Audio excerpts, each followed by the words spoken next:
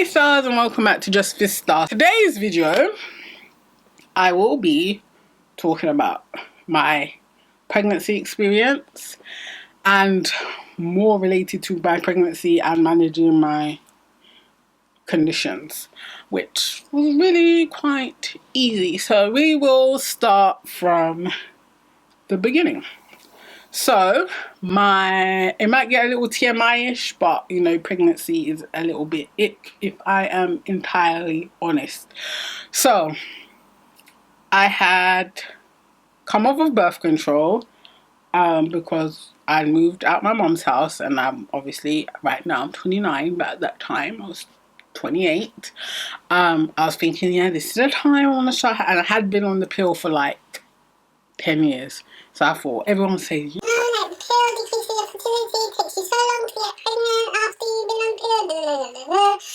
that wasn't the case for me. I got pregnant after like 2 months, and I wasn't even trying like that. I got I would say I was not trying, not preventing. That's what the lingo is.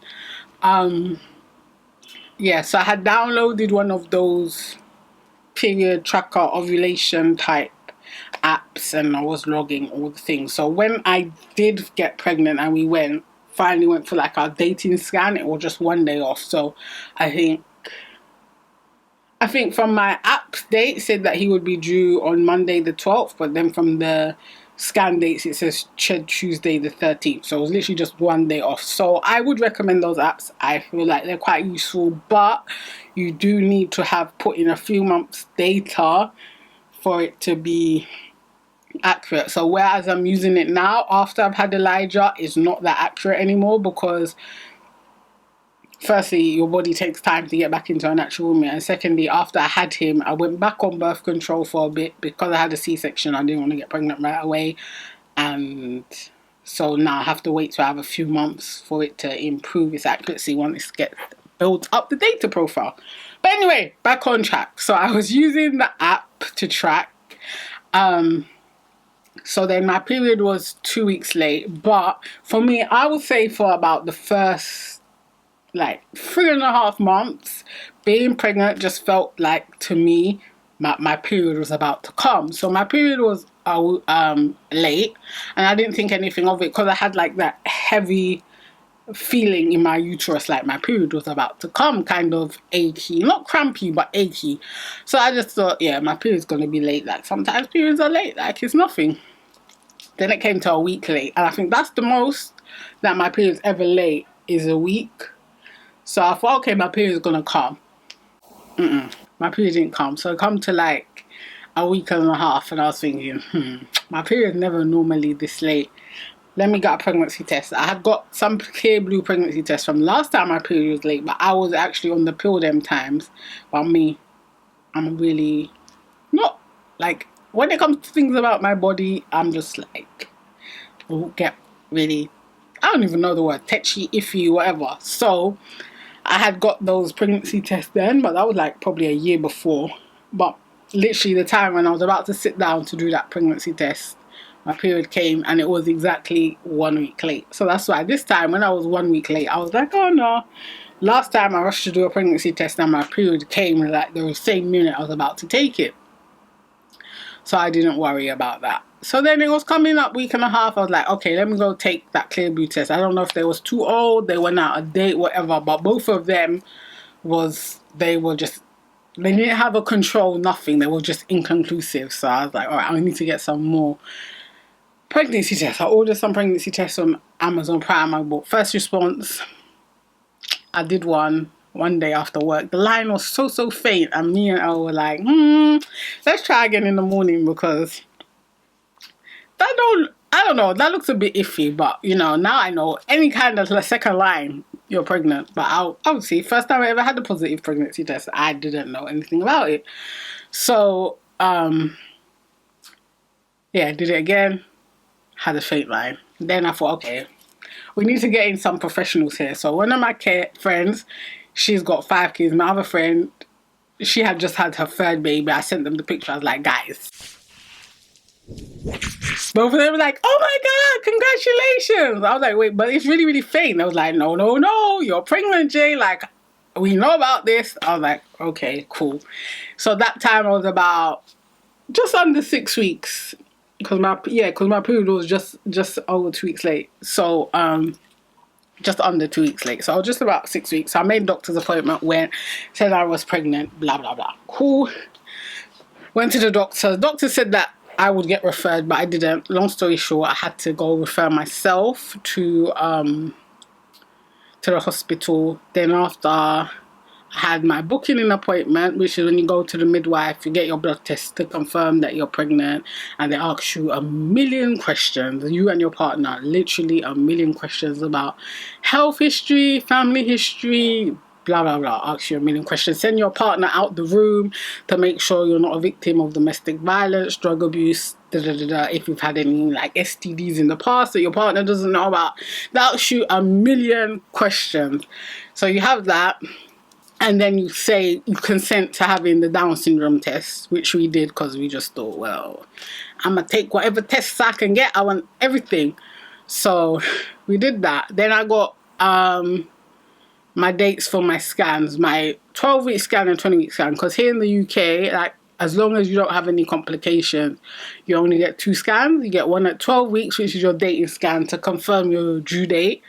And then you get one at 20 weeks where... what is it called? It's the anatomy scan. So basically to check everything is good with your baby's organs, fingers, toes. And some hospitals let you know the gender, others don't, because people there's been history of people terminating pregnancies because they weren't happy with the gender of the baby. So depending on your borough and your NHS trust rules, you may or may not be able to find out the gender. So my 12-week scan was in January, and then I was paranoid because they're like, you need to make sure you have a full bladder. If your bladder's not full enough, you might not be able to see the baby. So I was drinking. I drank juice, I drank water, I drank lemonade. I was just drinking, right? Go to the scan now. They're like, your bladder's too full. So I go pee. And then I come back and they're like, only that little bit out, don't empty it. So I did it. But then because I drank so much juice, water, fizzy drink, everything, Elijah was just bouncing off the wall. My man was body, like, it was hilarious. Me and my boyfriend, we were just laughing so much. But yeah, so we saw him wiggling around, having the time of his life. Then, because... did I only have another scan? No, then I didn't have another scan till 20 weeks. So my 20-week scan, my man was knocked out. He wasn't moving for nothing. So we did manage to find out his gender, but I don't think they could see his heart properly. You couldn't see something, I think his heart on his foot. Something they couldn't see properly. So I got booked back in 22 weeks. And my scan had fallen just before Mother's Day. So I surprised my mum telling her that I was pregnant on Christmas, and I was going to give her the gender as part of her Mother's Day. So because I had to be booked in for a scan in 2 weeks, I said, oh, because he wasn't in the right position, we have to go back in 2 weeks and we'll be able to find out his gender then. But that was partially true. So then for Mother's Day, I got her one of them gender pop balloons. If you head over to my Instagram, I'm going to take this moment, go, click, go. Follow me. You can watch in the Elijah highlight when she popped the balloon. I would insert it here, but I want you guys to go over to my Instagram. Go and do that. I'm waiting. Okay, that should have been enough time. So, yeah, so 20-week scan was fine. Then because of my condition, I had got booked in for serial scans every 4 weeks up until 40 weeks. I had to do my, what is it called? The glucose test to make sure you don't have gestational diabetes. I had to do 2 of them. I did one early because I was still on steroids at the beginning of my pregnancy, but I weaned off. And then they made me do another one because my BMI, because, you know, I told you guys I put on loads of weight after I started taking steroids. So, oh gosh, now we're too bright.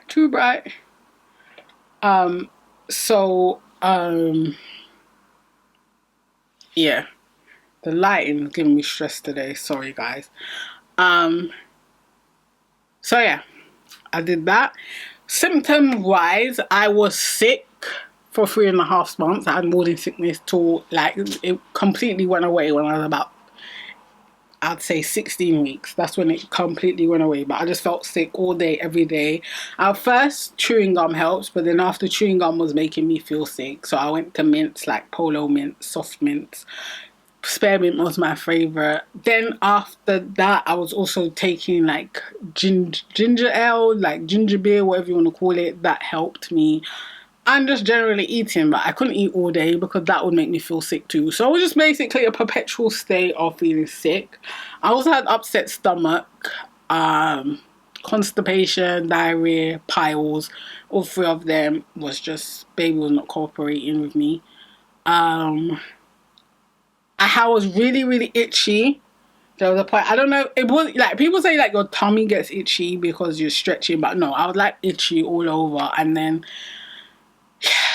itchy, really itchy, and I was dry. I was so dry, like I just sucked all the moisture out of me. So I had to exfoliate every single day. I had exfoliating glove, exfoliating sponges, exfoliating body wash because I was just so dry. I was using Carmex by the tube. I was dry, yo, dry. What else did pregnancy do to me? My feet were swollen when I was about, they got swollen early. So maybe from about 6 or 8 weeks, like my shoes couldn't fit. So I had to go up a shoe size, and then my feet didn't go down till probably about 2 months postpartum. So I was wearing a size up. But luckily, guess what? My mum was one shoe size bigger. And plus, because when I was really swollen, it was getting warmer. So I didn't need to wear my boots and stuff. So I could just wear like soft trainers that were stretchy. What else did pregnancy do? Yeah, pregnancy, I just had pretty much normal pregnancy symptoms.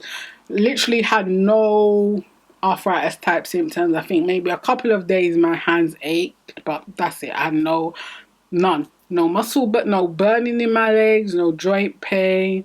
I was fatigued, but that was pregnancy fatigue. It wasn't from the illness. And then like when he got really, really heavy, my back was hurting. He still messed up my tailbone. I still messed up. I stayed pretty active. I was walking a lot because, well, I hadn't been too active because of like the mixed connective tissue and the polymyositis. I was really scared of like if I would be fit enough to go through labor. So I was doing a lot of walking, especially towards the end of the pregnancy, because of how I think I stopped work at 36 weeks, and that is the week when I was like, I'm over being pregnant. Because when I was like 6 months pregnant, everyone was like, oh Jay, how are you sleeping, are you uncomfortable? No, I was fine. I was fine until 36 weeks. 36 weeks, I was like, I am over it. I was like, this baby better come on 37 weeks on the dot. As soon as he is full term, get out.